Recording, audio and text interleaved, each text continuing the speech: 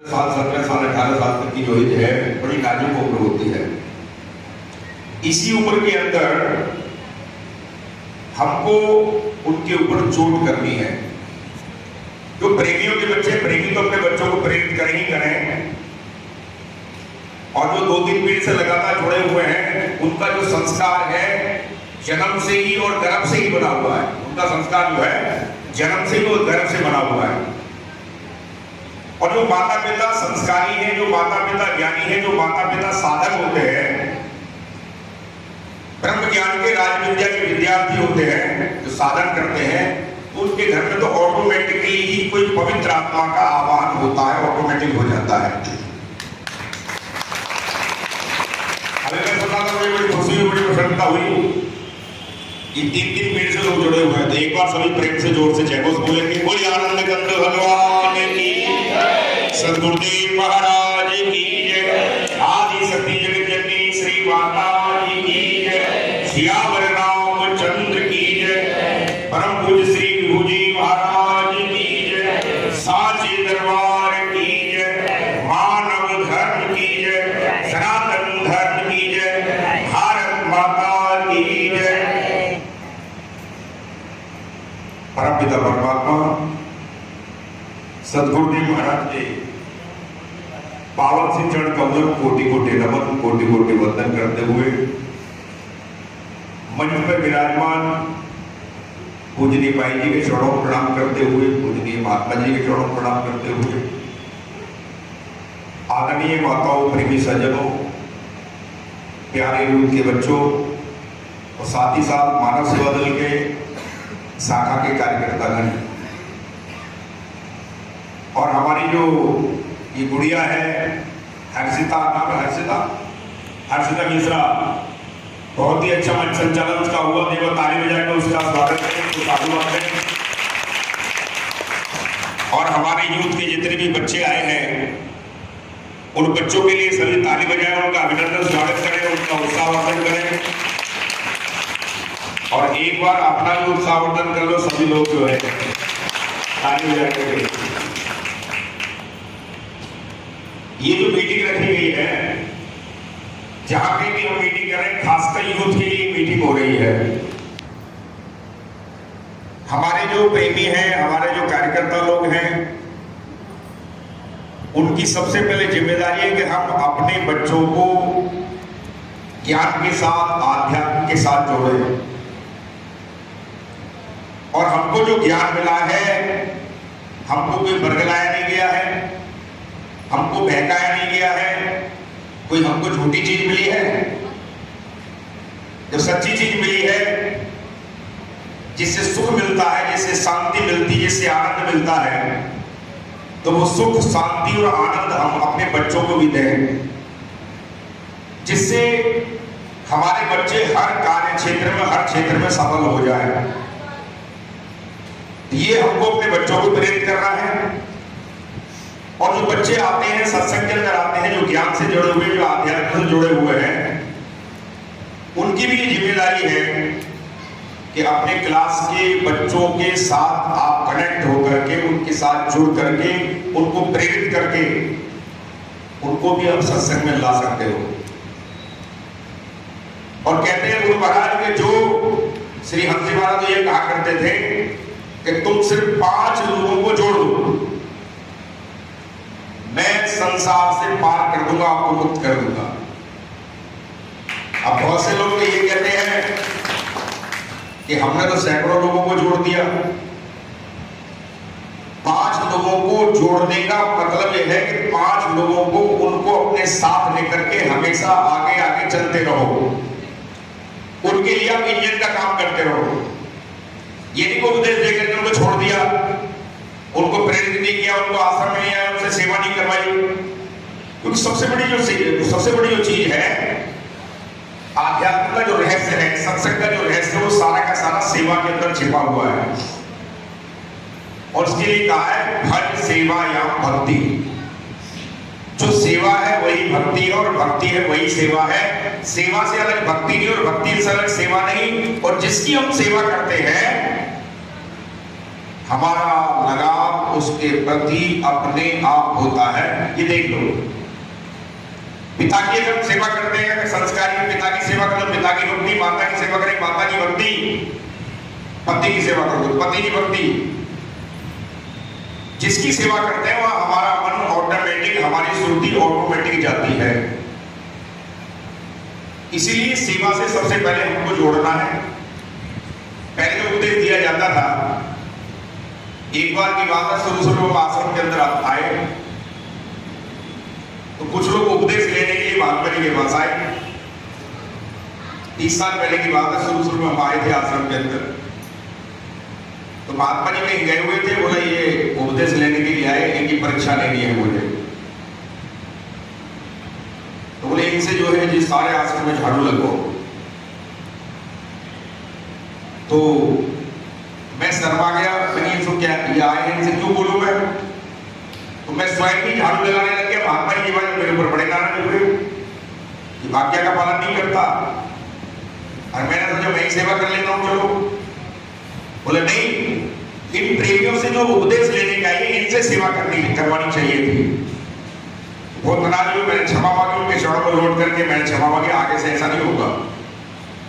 तो पहले जो महात्मा लोग थे सेवा करवाते थे, एक उपदेश देने से पहले, ज्ञान देने से पहले वो सेवा करवाया करते थे। तो सेवा करने के बाद में क्या है, जो ज्ञान लेता आदमी उसका अनुभव अलग ही होता है। हिमाचल की बात है, हिमाचल के अंदर एक प्रेमी लगातार 10 साल तक सत्संग सुनता रहा और कोई वो तर्क करता था। तर्क करना अच्छी बात है, तर्क नहीं करना चाहिए, लेकिन हमारा जो वकील है वो तर्क करता है। हमारा वकील कौन है? मनीराम वकील। ये मनीराम वकील तर्क करता है। तो 10 साल तक वो महात्मा लोगों ने उसको उपदेश नहीं दिया। उसके बाद में महात्मा जी थे, बुजुर्ग थे, उनका शरीर पूरा हो गया है, तो उनसे वो बातचीत करने लगे। तो बातचीत का उन्होंने सटीक उसको उत्तर दिया, अनुभवी उत्तर दिया, क्योंकि तो अनुभव के द्वारा जो उत्तर आता है वो प्रभावशाली होता है। और वो महात्मा जी बुजुर्ग थे, पुराने थे, 80 साल की उनकी उम्र थी, और सन 1953 के वो जमरान से जुड़े हुए थे। और वो हमको बताया करते थे, हमको बताते थे कि श्री हंस जी महाराज जो है क्या करते थे, 3 घंटे सुबह और 3 घंटे शाम सिर्फ भजन में बिठाया करते थे। थोड़ी देर सत्संग सुनाना और 3 घंटे सुबह और 3 घंटे शाम को भजन कराते थे। उस समय हम युवा थे। आज भी बड़ा युवा जो होता है, युवा के अंदर बहुत ज्यादा आग है, बहुत ज्यादा एनर्जी है, उसको सही दिशा देने की आवश्यकता है। और जो सही प्लेटफॉर्म उसको मिलेगा, तो जो काम बचपन में साधना में हो जाता है वो बुढ़ापे में नहीं हो पाता। बहुत सारे लोग बुढ़ापे में जुड़ते हैं, बूढ़े हो जाते हैं, उपदेश ले लेते हैं, भजन भी करते हैं, लेकिन जो अनुभव बच्चों को होता है, छोटे बच्चों को, 14 साल का 15 साल का बच्चा होता है, उसको जो अनुभव होता है, उसकी एनर्जी अगर सही ढंग से उसने साधना करी, साधु संतों की आज्ञा का पालन करते हुए अगर वो साधना में सिद्धासन या पद्मासन लगा करके बैठ करके साधना करना सीख गया, तो उसकी एनर्जी बहुत जल्दी जागृत होती है, उसके अनुभव बढ़ते हैं। और जैसा भी विश्वनाथ जी बता रहे थे कि छोटे बीज के अंदर पूरा का पूरा वृक्ष छिपा हुआ है, वैसे ही हमारे संत ब्रह्मानंद कहते हैं कि जो ब्रह्मांडे सोई पिंडे, जो ब्रह्मांड में सारी सृष्टि के अंदर है वो इस पिंड के अंदर मौजूद है। कि अगर तुम साधना करोगे तो सारी की सारी सृष्टि, सारा का सारा ब्रह्मांड अपने अंदर देख सकते हो। और संत ब्रह्मानंद ने कहा है कि साधो खटका करो विचार। दुनिया का विचार हमने बहुत कर लिया, मोबाइल के माध्यम से हमारा ज्ञान वर्धन बहुत ज्यादा हो गया, हमारे बच्चे बहुत होशियार हो गए, बहुत ज्यादा अकलमंद हो गए, और जितने ज्यादा अकलमंद हो गए हैं उतनी वो ज्यादा डिप्रेशन में जा रहे हैं। क्यों जा रहे हो? जानकारी ज्यादा बढ़ गई। रावण की भी बहुत ज्यादा जानकारी बढ़ गई थी, तो दुनिया में आतंकवाद फैलाया उसने। तो छोटे जो बच्चे होते हैं उनकी एनर्जी बहुत जल्दी जागृत होती है। और संत ब्रह्मानंद ने कहा है, और जो कहा है वो सत्य है, कि जो ब्रह्मांड है कोई पिंड है, जो ब्रह्मांड कोई पिंड के अंदर है। इस साधो घट का करो विचार, क्योंकि घट के अंदर ही वो परमात्मा है। लेकिन जब घट में आदमी साक्षात्कार करेगा, दर्शन करेगा, कौन सा घट है? आज हमारे समाज में, हिंदू समाज में हर जगह घट का बड़ा महत्व होता है, कलश का बड़ा महत्व होता है। पूजा पद्धति में, यज्ञ हवन आदि में हमारे यहाँ घट की पूजन होती है। घट का पूजन महाराज जी कार्यक्रम होता है, पूजन होता है, क्या होता है? और सबसे पहले कलश की पूजा होती है, घट की पूजा होती है। और यहाँ सारे के सारे पोस्टर लगे हुए, जितने भी लगे हुए हैं यहाँ सबके दोनों तरफ देख रहे हो, घट रखा हुआ, उसके ऊपर नारियल रखा हुआ है। नारियल भी घट का ही प्रतीक है, वो जो कलश है ये भी घट का प्रतीक है। और सारी सृष्टि घटाकार है, ब्रह्मांड भी घटाकार है, गोल गोल है, सूर्य भी गोल है, चंद्रमा भी, सारी सृष्टि ये सब कुछ गोल गोल है, पृथ्वी भी गोल है, चंद्रमा ये सारे ग्रह वगैरह दिखाई देते हैं, सब कुछ गोल है, सब कुछ घटाकार है। और आदमी की खोपड़ी भी गोल है, यही घट है। इसी घट के लिए ब्रह्मानंद कहते हैं कि साधो घट का करो विचार, कि मंदिर में जो घट रखा जाता है वो सीधा रखा जाता है, लेकिन जिस घट में अमृत है, जिस घट में परमात्मा है, वो घट है उल्टा घट, जिसकी पैदी आसमान की तरफ है, उसका मुंह नीचे की तरफ है, और इसी घट में हमारा मूल छिपा हुआ है। यही हमारी जड़ है, यही हमारा मूल है। और मूल में जाने के बाद ही हमको मूल तत्व की, यानी जो ब्रह्मांड है सोई पिंड है। घट में सूरज, घट में तारे, घट में चंद्र उजाड़, घट में नदियां, पर्वत, सागर, घट में बाग बहार, साधु घट का करो विचार। जब उन्होंने अनुभव किया है, साधु संतों ने अनुभव किया, इस बात को बोला कि त्रिगुण के देवता भी इसी घट के अंदर है, कि घट में ब्रह्मा, घट में विष्णु, घट में शंभु मुरार, और घट में पूर्ण ब्रह्म निरंजन, सब जग सर्जनहार, साधो घट का करो विचार। जो ब्रह्मांड सोई पिंडे, मन में निश्चय धार, मन में निश्चय करो कि जो ब्रह्मांड में वो पिंड के अंदर है। आज से 20 साल 30 साल पहले किसी ने विचार किया कि ये छोटे से मोबाइल के अंदर सारी दुनिया दिखाई दे जाएगी। क्यों? सारी दुनिया मेरी जेब में आ गई, आ गई। ये सारी की सारी दुनिया मेरी जेब में। छोटे छोटे छठी साथ में पढ़ते थे, कुछ फिल्म आई थी, दुनिया मेरी जेब में है। तो वैसे ही ये मोबाइल के माध्यम सारी दुनिया हमारी जेब में आ गई। हमारे संतों ने कहा कि हमारा जो दिमाग है, हमारा जो माइंड है, ये कंप्यूटर है, इसके अंदर जो बड़े बारीक और सूक्ष्म तार है। जैसे हमारा बाल है, बाल से भी 1000वें हिस्से के बराबर ऐसी सूक्ष्म नाड़ियां हमारे अंदर है, जिसको सुषुम्ना बोलते हैं। अगर हम नशा करते हैं, बीड़ी पीते हैं, सिगरेट पीते हैं, तो हमारा असर किसमें? नशे का असर हमारे माइंड पे होता है कि होता? तो हमारी सुषुम्ना नाड़ी डिस्टर्ब हो जाती है, तो हमारे अनुभव नहीं होते। ग्रामीण क्षेत्रों में बहुत सारे लोग बीड़ी पीता है, हुक्का पीता है, तंबाकू खाता है, तो हमारा माइंड उससे विकृत हो जाता है। इसलिए हमारे जीवन में आध्यात्मिक अनुभव नहीं होते, मतलब हमें अनुभव नहीं हो रहा, अंधेरा अंधेरा दिखाई देता। क्यों नहीं होता?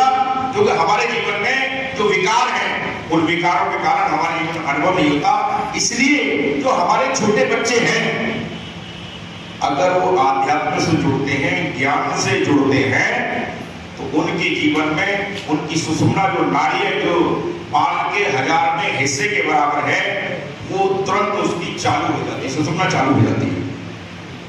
इसलिए हमारे ऋषि मुनि बड़े वैज्ञानिक थे।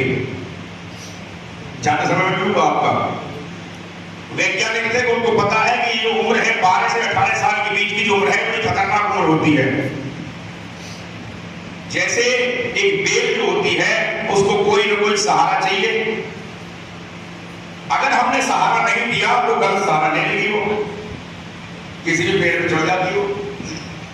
तो वैसे जो हमारे बच्चे हैं, ये 12 साल का बच्चा है, 11 साल का बच्चा है, 14 साल का बच्चा है, ये कच्ची बेल है। अब ये हमारी माता पिता की जिम्मेदारी, लड़की हो या लड़का हो, माता पिता की जिम्मेदारी है कि उसको सही संस्कार का पेड़, सही संस्कार का सहारा उनको दे। ये माता पिता की जिम्मेदारी होती है। एक बच्चा था, मीटिंग में आया, 16 साल का बच्चा था, प्रेमी का बच्चा था। तो बड़े दुख के साथ ये कहना पड़ता है कि हमारे स्कूल के मास्टर में ऐसी बात कर देते हैं। उसके घर में कार्यक्रम था, सत्संग का कार्यक्रम था। मास्टर जी से बोला कि मास्टर जी मेरे घर में आज सत्संग का कार्यक्रम है, मुझे अपने घर में जाना है, मुझे छुट्टी दे दो। तो उस टीचर ने उस बच्चे से क्या कहा, सारे बच्चों के सामने। अब बच्चों के माइंड पे क्या असर पड़ेगा, क्या माइंडसेट बनेगा। उस टीचर ने कहा कि अभी तुम्हारी सत्संग करने की उम्र नहीं है। ये बात बच्चे ने हमको बताई। अब बच्चे वो जो मास्टर हैं, वो जो और बच्चे सुन रहे हैं, उनके दिमाग में क्या इस बात का असर पड़ेगा। तो क्या वो अध्यात्म से जुड़ेंगे। इसी वजह से हमारे गुरुकुल जो शिक्षा पद्धति होती थी, उसके अंदर 14 वर्ष की उम्र में उपनयन संस्कार, यज्ञोपवीत संस्कार, जनेऊ संस्कार होता था। आज भी जनेऊ संस्कार करते हैं, लेकिन खाली उस सूत्र को धारण करने के कोई ही जनेऊ मानते हैं। क्या मानते हैं? जो सूत्र है उस सूत्र को धारण करने को जनेऊ मानते हैं। लेकिन असल में जो सूत्र है, जो ज्ञान का सूत्र है, जो आध्यात्म का सूत्र है, जो प्राण का सूत्र है, उस प्राण के सूत्र को वो ब्राह्मण लोग, पंडित लोग, पुरोहित लोग उस प्राण के सूत्र के बारे में नहीं बताते। खाली वो एक धागा जो होता है, उस सूत्र को धारण करके कोई तुम्हारा जनेऊ संस्कार हो गया, तुम्हारा यज्ञोपवीत संस्कार हो गया। लेकिन हमारे ऋषि मुनि, जिनकी हमारे हिंदू पद्धति के अंदर बहुत सारे हमारे आधुनिक लोग हैं, मॉडर्न लोग हैं, वो हमारे ऋषि मुनियों की मजाक उड़ाते हैं, हिंदू संस्कृति की मजाक उड़ाते हैं, हमारे शास्त्रों का मजाक उड़ाते हैं। अब मान लिया उन शास्त्रों के अंदर मिलावट हो गई है, उन शास्त्रों के अंदर मिलावट हो गई है, लेकिन उसके अंदर सार भी छिपा हुआ है। उस जमाने के अंदर हमारे ऋषि मुनि उन बच्चों को शुरू में ही विद्यालय में प्रवेश होने से पहले उसको क्या देते थे? उसको प्राण विद्या का सूत्र बता देते थे, और प्राण विद्या के द्वारा वो चौथे पद में प्रवेश कर जाता था। चौथा पद क्या है? जैसे गायत्री मंत्र हम पढ़ते हैं, ओम, सभी बोलेंगे ओम भूर्भुवस्वः तत्सवितुर्वरेण्यं भर्गो देवस्य धीमहि धियो यो न प्रचोदयात्। आज हम बच्चों को इस मंत्र को रटाते तो हैं, लेकिन उस जमाने में बच्चों को गायत्री के रहस्य को समझाया जाता था। गायत्री के रहस्य को समझा करके उसके नाभि कमल को, उसके आज्ञा चक्र को जागृत किया जाता था। और जब उसका आज्ञा चक्र जागृत होता तो अपने हृदय को उसका अनुभव करता था। ओम क्या है? ओम से परे अगर तुझे जाना है तो गायत्री के रहस्य को समझ। ओम क्या है? ओम आकार है, उकार है और मकार है। आ, उ और मा। आ कहोगे तो हृदय पे पड़ता है, वाइब्रेट होता है। उ कहोगे तो कंठ पे वाइब्रेशन होती है। माँ कहोगे तो हमारे जो है तालु के ऊपर वाइब्रेशन होती है। लेकिन ये जो शब्द है तीनों, ये मध्यमा वाणी, पश्चंती वाणी, बैठरी वाणी के शब्द है। लेकिन चौथी जो परावाणी है, परावाणी का जो ज्ञान है, परावाणी का जो शब्द है, वो हमको सदगुरु के द्वारा प्राप्त होगा, और उसके द्वारा ही हम चौथे पद में भूर्भुवस्व से परे जा सकते हैं। किससे? भूलोक, भुवर्लोक और स्वर्गलोक से परे। भूर्भुवस्व की बात गायत्री मंत्र में बता रखी है। भूलोक, भुवर्लोक और स्वर्गलोक। बोलो कभी हमारा जन्म भूलोक में होता है, कभी हमारा अंतरिक्ष लोक में हो जाता है, कभी स्वर्ग आदि में हम चले जाते हैं पुण्य के प्रताप से। लेकिन वहां से फिर हमको वापस आना पड़ता है। लेकिन भर्गो के माध्यम से हमारा चौथे पद का रास्ता खुलेगा। जो चौथा डायमेंशन है उसका रास्ता हमारा भर्गो के द्वारा खुलेगा। इसलिए ब्रह्मानंद ने कहा कि जो ब्रह्मांडे सोई पिंडे, और उस जमाने में हमारे ऋषि मुनि उसी भर्गों का बोध बच्चों को करा दिया करते थे, जिससे वो देश का एक आदर्श नागरिक बनता था। और जो देख रहे हो संसार के अंदर ये बड़े बड़े महापुरुषों के नाम लेते हैं, ये अपने समय के आदर्श विद्यार्थी रहे। तो सत्संग की बात यहीं पर समाप्त करता हूं। उसके बाद